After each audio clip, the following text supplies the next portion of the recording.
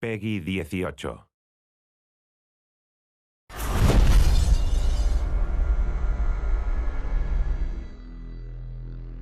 Dishonored, for me, first of all, represents adding a new fictional place on the map of important non-existing cities. I draw and I paint, and I was an industrial designer, so technically I was formed to reproduce things that don't exist in a very realistic way.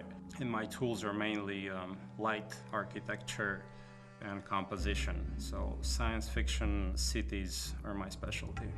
Industrial designers are again formed and trained to create things that don't exist and to make them appealing. And industrial design in itself is fiction. I specialized in advanced prototypes for non-existing cars, which are absolutely dream objects. And that's why the training is very useful. And historically, people like Sid Mead, who's designed Blade Runner, was an industrial designer, and he had the attention to detail and to craftsmanship to make up a world and make it very believable. So it's a very obvious relationship between science fiction and industrial design. So in Dishonored, you play a supernatural assassin in a steampunk city called Dunwall. And the game has what I would describe as a non-photorealistic art style, led by Sebastian Maton and Victor Antonov. When we first started the project, Raph and I kept saying, this is London 1666. It was the last year of the plague and the year of the Great Fire. The city of London at that point is pivotal to the world and pivotal to history. The early creative influences were historical architectural pictures of London and maps of London. Start with a location. Where is this taking place? All kinds of representations from different artists, painters, photographers, and filmmakers.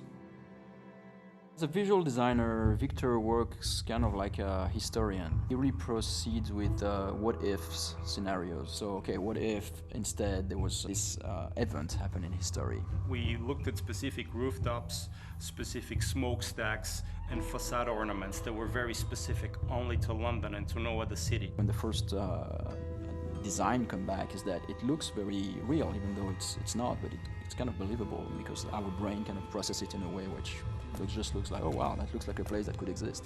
And that's why I think his methodology is so powerful to people.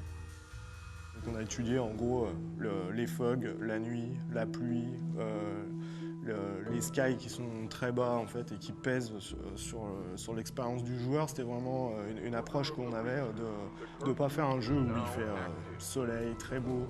C'est comment infiltrer la lumière, donc c'est tout ce qu'on a étudié en allant à Londres. Et ensuite pour le retranscrire dans le jeu, il a fallu faire un petit peu de développement technique pour essayer de modifier la façon dont réagit la lumière avec les éléments du jeu vidéo, c'est-à-dire dans le brouillard, si on peut faire des haze et faire bloomer nos lights. C'est un bon setup pour un jeu vidéo. Et c'est une ville qui comporte une rivière, donc c'était très important pour nous, pour les missions qu'on fait dans notre jeu. En fait, on n'a pas l'approche classique du jeu vidéo. On a vraiment voulu revenir à des bases classiques d'art pur, c'est-à-dire les références qu'on a. Elles n'ont rien à voir avec... on ne fait pas de recherche sur Google, on ne cherche pas à faire de choses génériques, on veut vraiment créer quelque chose d'unique.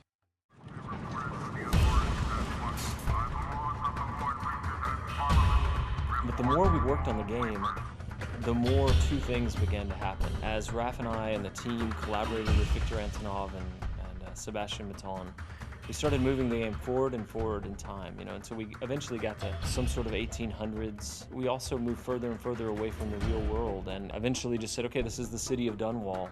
We were somewhere in this time period where there's a lot of technology, but there's a lot of mechanical technology going on. So we based everything on suspension, steam, and basic fuel. We wanted to bring some rock and roll into that and some modern elements. So we started adding more science fiction element, pulling it forward in time and including technologies from probably mid-19th century. So this was just one foundation, one layer. Up on this layer, we built what happened to the city 30 years later, 70 years later, etc. Technology and the machines in Dishonored have a specific narrative function. They tell the story of the ruler of the country who has a flair for industrial design and progress. So he's building bridges and buildings and fences and devices to modernize the city and to crush and oppress people as well.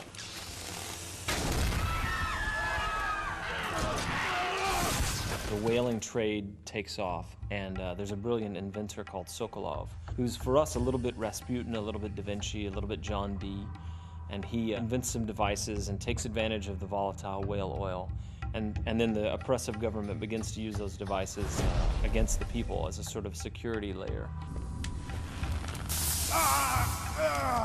The whale oil industry in Dishonored is manifested and represented through visual elements and design elements like ships and boats. And all that suggests that the world is bigger than the city, and you have an ocean, and you have foreign different lands, and maybe colonies. So you have these mysterious ships bringing these strange animals because they're not regular whales, they're Dunwall whales. So you see them through harbors and rivers and through the coast, and the whale ships expand the scope of the city. The characters and the character design in Dishonored are no different than the architectural design and the design of the light. We wanted to get into the identity of these characters. We looked into British morphology. How are the eyes set? How's the nose? How's the skin? Play with the grotesque and with the beautiful, and we stylize this into a variety of very real faces that have a backstory and a meaning to them. On a travaillé avec des gens un peu à travers toute l'Europe et qui étaient vraiment des spécialistes en fait de l'anatomie pour essayer de ne pas perdre l'intention qu'on avait mis dans les visuels au départ. Et on a pris des gens qui étaient spécialisés par exemple dans les silhouettes et dans les vêtements, dans la découpe des plis, la façon dont travaille un jean ou un pantalon. On ne voulait pas justement que ça ressemble à des personnages de jeux vidéo avec des jambes en tube et quelques polygones pour donner de l'effet ou juste des shaders. C'est-à-dire qu'on vraiment travaille la silhouette, c'est-à-dire que nos personnages, on a une approche de loin parce que c'est un jeu de combat, donc on détecte les personnages de loin. Et on a besoin aussi d'avoir un fort caractère quand ils sont très près. Ce qui rend vraiment les personnages de Dishonored uniques, c'est le fait qu'on a voulu les typer dès le début. En fait, on est parti dans cette stylisation. Et par exemple, au niveau des proportions, si je repense au City Guard, en fait, qui est un combattant, on n'a pas hésité à lui grossir les mains, à réduire sa boîte crânienne, pour vraiment qu'il ait le physique qui reflète ce qu'il fait dans le jeu. Et à l'opposé, on a par exemple les aristocrates qui sont beaucoup plus élancés, avec des fronts plus hauts, qui sont assez hautains, en fait, qui ont des visages vraiment durs. Ensuite, la deuxième approche, en fait, c'est de les passer en modélisation, en 3D pour le jeu.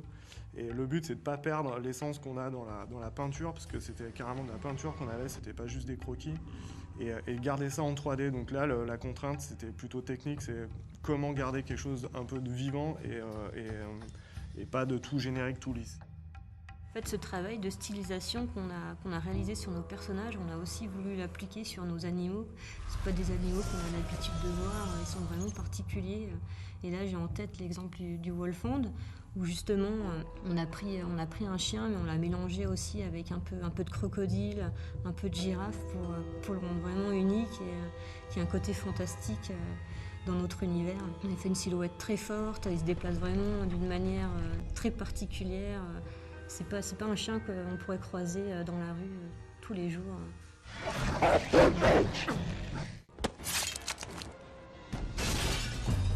I want the Dishonored world to leave a souvenir and a memory in the player as if they had really been to this place and it moved them. And I hope it would stay in fiction as one of the places that will give people goosebumps and shivers.